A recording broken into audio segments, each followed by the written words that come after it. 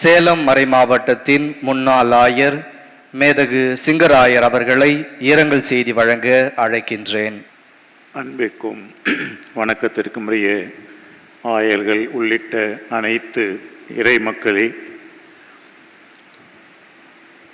அன்பின் ஆயர், அமைதியின் ஆயர் என்றெல்லாம் வர்ணிக்கப்பட்ட ஆயர் ஜெரோம்தாஸ் அவர்களோடு தமிழக ஆயர் பேரவையின் செயலர் என்ற முறையிலே சில ஆண்டுகள் அவரோடு கூட்டங்களிலும் இன்னும் அவருக்கு கொடுக்கப்பட்ட கமிஷன் பொறுப்புகளிலும் அவரோடு தொடர்பு கொண்டு பணியாற்றிய அந்த நேரத்தை நினைத்து பார்க்கிறேன்.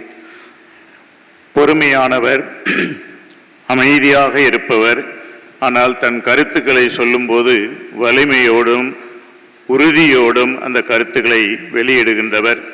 அடுத்தவர்கள் அதை ஏற்றுக்கொள்ள வேண்டும் என்ற எண்ணத்தோடு அல்ல, இது எனது எண்ணம் என்று மிக தெளிவாக அதை வெளியிட்டு அதை ஏற்பதும் ஏற்பாததும் மற்றவர்களுடைய பணி என்ற அந்த ஒரு திறந்த உள்ளத்தோடு அனைத்தையும் பேசுகின்ற ஒரு நல்ல ஆயர்.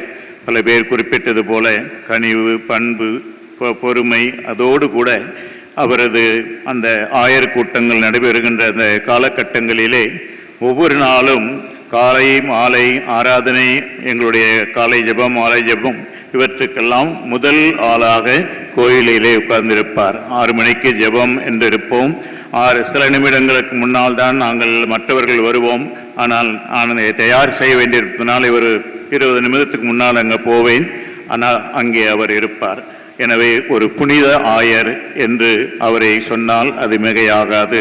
இந்த வேளையிலே அவரது இழப்பிற்காக வருந்துகின்ற குழித்துறை மறை மாவட்ட மக்களுக்கும் அவரது சகோதர செலேசியர்கள் எல்லாருக்கும் அவருடைய குடும்பத்தாருக்கும் சேலம் மறை மாவட்டத்தின் வணக்கத்துக்குரிய இந்நாள் ஆயர் அருள் செல்வம் ராயப்பன் அவர்கள் பேராலும் சேலம் மறை மாவட்ட குருக்கள், கன்னியர்கள், இறை மக்கள் எல்லார் பேராலும் ஆழ்ந்த இரங்கலை தெரிவித்துக் கொள்கிறேன்.